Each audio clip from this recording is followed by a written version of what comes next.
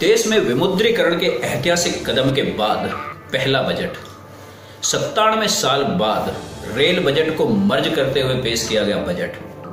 देश में surgical strike के बाद रक्षा सेनाओं की विशेष जरूरतों को ध्यान में रखते हुए पहला बजट। ये बजट कई मायनों में ऐतिहासिक था। एक और ऐतिहासिकता इसकी यह है कि 1 फरवरी को पहली बार बजट पेश किया गया है। इस बजट को लेकर हमारी विशेषज्ञ टीम कई मुद्दों, कई बिंदुओं को लेकर चर्चा कर रही है।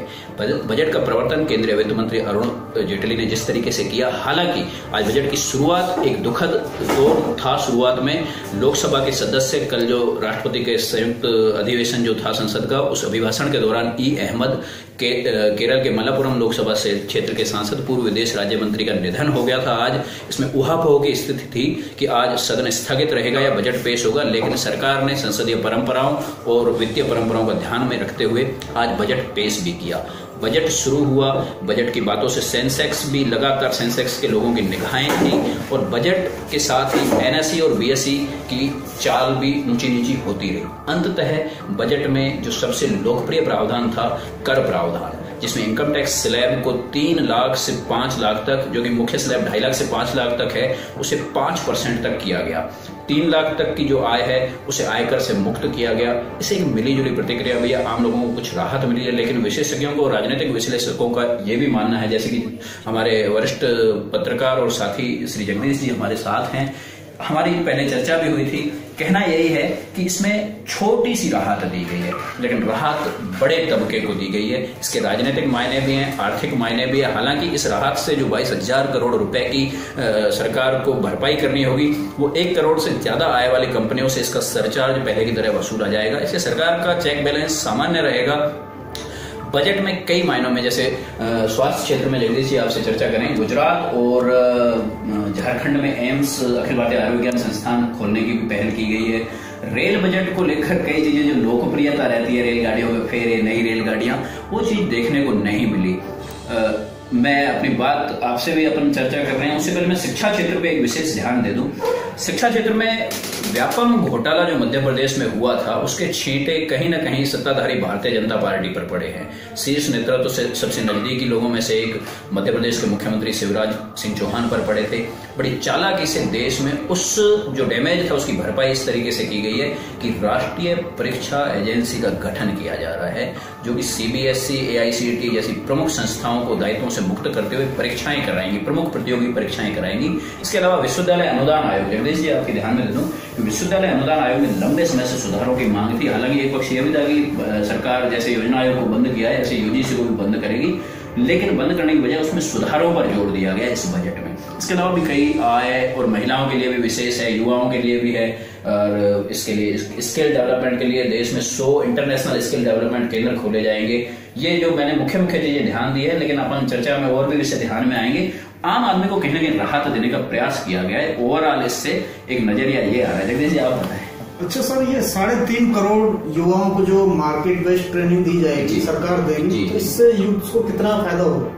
इससे 3.5, ये रेसिप्रोकल है, 2 चीजें इससे जुड़ी हुई है। इससे एक चीज तो ये जुड़ी हुई है कि जो 3.5 करोड़ युवाओं को प्रशिक्षण दिया जाएगा, इसमें 100 जो कौशल विकास केंद्र खोले जाएंगे, उन 100 कौशल विकास केंद्रों पर अंतर्राष्ट्रीय भाषाएं सिखाई जाएंगी, विदेशी भाषाएं ये।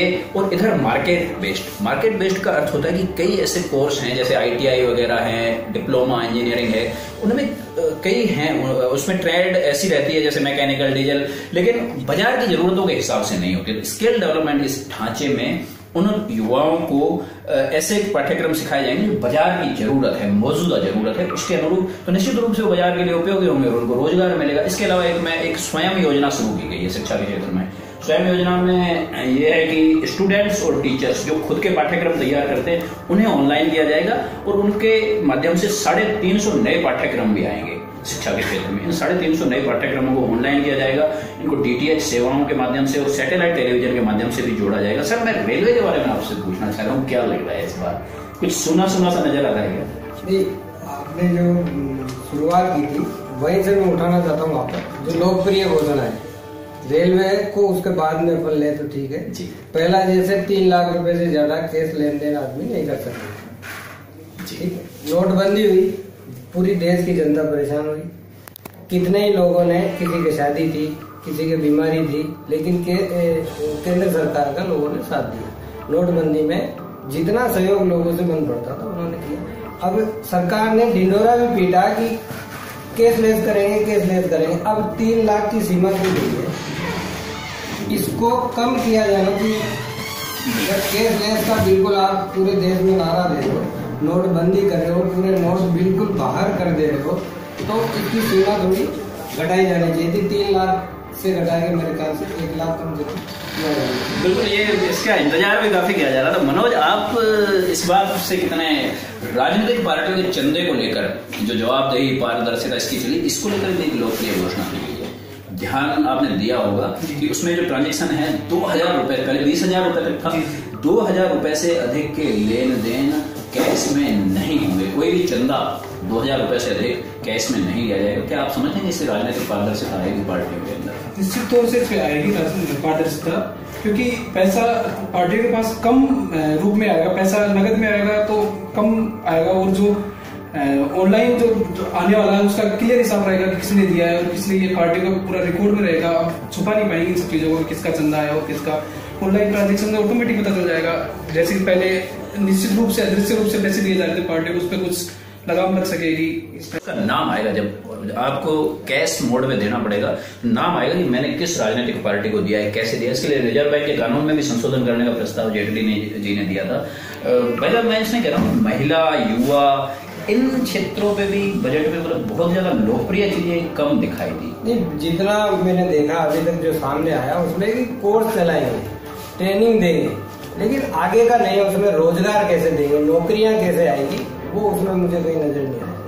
हाँ, ये मुद्दा विशेष रूप से दिया गया। और इसमें सरकार ने कुछ ऐसे थे जो खुद की जो कोर योजनाएं हैं, जैसे डिजिटल इंडिया है, या इनको लेकर इनके इक्विपमेंट बनाने के मामलों में छूटें दी है। रक्षा क्षेत्र का बजट भी बढ़ाया गया है इस बार। रक्षा क्षेत्र का हर बार बढ़ता है, लेकिन इस बार कुछ विशेष बढ़ाया गया, जिसमें पेंशन फंड को अलग रखते हुए। पिछली बार पेंशन का विवादित मामला था, ये भी है इस बजट में। बजट कुल मिला के जो कुछ लोगों से हमारी बात भी हुई, जयपुर के सांसद से भी अभी चर्चा हो रही है।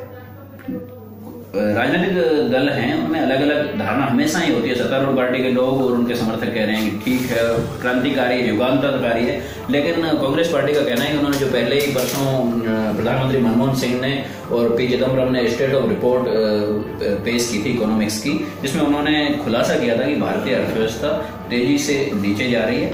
आज के बजट में वित्त मंत्री ने खुद स्वीकार किया था कि नोटबंदी के कारण इस साल कुछ कमी आएगी और आगे से इसके प्रबंध सुधार हो सकता है। बजट के जो जेटली जी जो बार बार कह रहे थे, कुछ एनेक्स्चर उसमें जुड़े हुए हैं, उसमें अलग अलग घोषणाएं होंगी, जिसका शाम तक खुलासा हो पाएगा कि राज्यों के लिए अलग से क्या प्रबंध है। जहां तक राजस्थान और इन जैसे राज्यों की बात है, जहां से 25 के 25 सांसद लोकसभा में दिए गए हैं, ऐसी कोई लोकप्रिय घोषणा नहीं की गई है, नए उद्योग की घोषणा नहीं की गई है।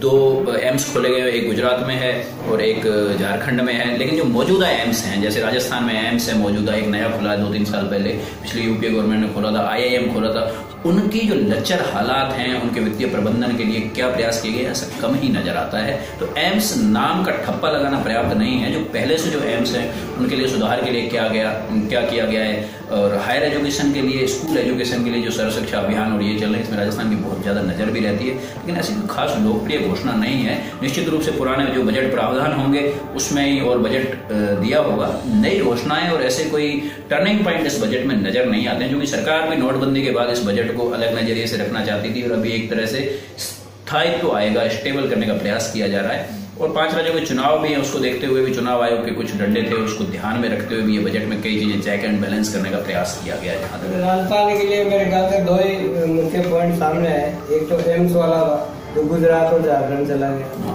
जबकि राजस्थान में इसकी ज्यादा जरूरत थी। गुजरात मेडिकल सुविधाओं के हिसाब से वैसे भी समृद्ध है, मौजूदा एम्स को मजबूत बनाने की जरूरत। राजस्थान में ट्राइबल बेल्ट इतना है, जैसे मेवाड़ में, हाड़ौती में शहरिया जाती है, कई तरह के ऐसे लोग हैं जिनको मेडिकल सुविधाएं नहीं मिल पाती। आज भी खाट पे लेके जब बीमार हो जाता है आदमी, तो खटिया पे लेके उसको पहाड़ों से उतर के लोग हॉस्पिटल पहुंचते हैं। अब वो कैसे लोग गुजरात जाके इलाज कराते, बांसवाड़ा नीमच से होते हुए MP के लोग इधर आते हैं जयपुर तक, तो यहाँ एम्स की ज्यादा जरूरत थी। दूसरा है मकानों का, 10 लाख मकान राजस्थान को दिए जाएंगे, ये केवल घोषणा है। 30 लाख मकानों की आज की तारीख में राजस्थान को जरूरत है। 20 लाख मकान कब बनेंगे, अभी तो ये 10 कब बनेंगे, अगले 20 की जरूरत कब पूरी होगी, ये अभी भविष्य का। कुल मिला के जहां तक लोकसभा के 25 सांसद देने का मामला है, राजस्थान जैसे राज्यों का, प्रदेश का सबसे बड़ा भौगोलिक दृष्टि से राज्य है, 25 सांसद जाते हैं यार। राज्यसभा में भी बहुत अच्छा खासा बहुमत है राजस्थान के सांसदों का। इसके अलावा बीजेपी जो सत्तारूढ़ पार्टी है, इनकी कड़ी से कड़ी मिली हुई है दिल्ली से जयपुर तक, तो यहाँ भी बड़ी संख्या में विधायक भी हैं, बीजेपी का बहुमत है। इस लिहाज से कोई लोकप्रिय घोषणाएं नहीं की गई। ये तीसरा बजट है, इसके बाद चौथा बजट आएगा अगले साल एनडीए का, और वो चुनावी बजट अब चालू हो गए, चुनावों की चहल पहल भी चालू हो गई है। इसे देखते हुए कई और प्रबंध किए जाने थे। लोकप्रियता बजट में कुछ भी नहीं नजर आई है, लेकिन अभी भी उम्मीदें कायम है, क्योंकि नोटबंदी के बाद देश में बहुत सारी चीजें अभी स्थायित्व होने की दिशा में है। प्रॉपर्टी कारोबारियों के लिए भी कई कदम उठाए जाने का प्रयास किया गया, आवास और इनके लिए, लेकिन अभी वो धरातल पर कब आएंगी, क्या होगा, उसका ऊंट किस करवट पर बैठेगा, इस बजट के बाद कहना मुश्किल है। अच्छा सर, राजस्थान में सरकार बीकानेर में कच्चा तेल भंडारण बनाने जा रही है, तो इससे रिफाइनरी और विकसित होंगी कि ना? ये रिफाइनरी की दृष्टि से नहीं, आपने ध्यान नहीं दिया, वो सामरिक दृष्टि से तेल भंडारण का है। राजस्थान में और एक और स्टेट में किया गया। सामरिक के लिए इसलिए हुए रक्षा सेना और सामरिक स्ट्रेटेजिक रूप से कुछ चीजों की जरूरत होती है, उसी लिहाज से किया गया। गोपनीय विषय था, लेकिन इन्होंने इसको, चूंकि वित्त राज्य मंत्री भी बीकानेर से आते हैं, अर्जुन राम मेघवाल, तो कई चीजों में राजनीतिक नेतृत्व का, सांसदों का भी रहता है, तो वो कम से कम अपने क्षेत्र के लोगों को ये कहने की स्थिति में होंगे कि वित्त राज्य मंत्री होने के नाते उन्होंने बीकानेर क्षेत्र का नाम बजट में ले आया, ऐसा मुझे लगता है प्रथम दृष्टया। लेकिन अच्छा कदम, सामरिक दृष्टि से कई चीजें जरूरी होती हैं, उसमें ये बिल्कुल इसका भंडारण होना जरूरी है। रिफाइनरी के लिए कुछ भी नहीं था, ना होना था, तो ये कई चीजें बजट में। सर एक मेरे को एक बहुत बड़ी चीज जो लगी ना, ठीक है, देश का नेचर कैसा है, चरित्र राष्ट्रीय कैसा है, ये एक अलग बात है।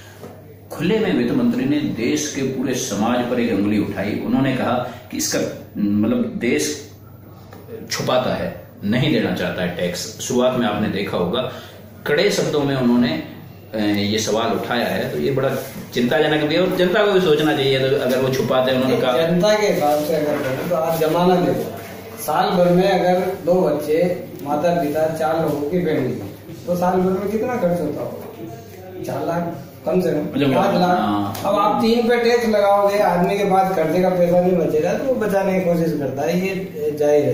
तो सरकार को कम से कम पारदर्शिता लाने के लिए ऐसा कुछ कदम उठाना चाहिए कि थोड़ी रियायत है, तो उसको 5 लाख किया जा सकता है। हालांकि उसमें आधा तो किया है। मेरे को अभी भी एक बात ध्यान आ रही है, जब लोकसभा चुनाव शुरू होने वाले थे 2014 के चुनाव से पहले, यहाँ भारतीय जनता पार्टी के खास चेहरे सुब्रमण्यम स्वामी आए थे, और जयपुर में सीए का सम्मेलन था, बीजेपी के लिहाज से था।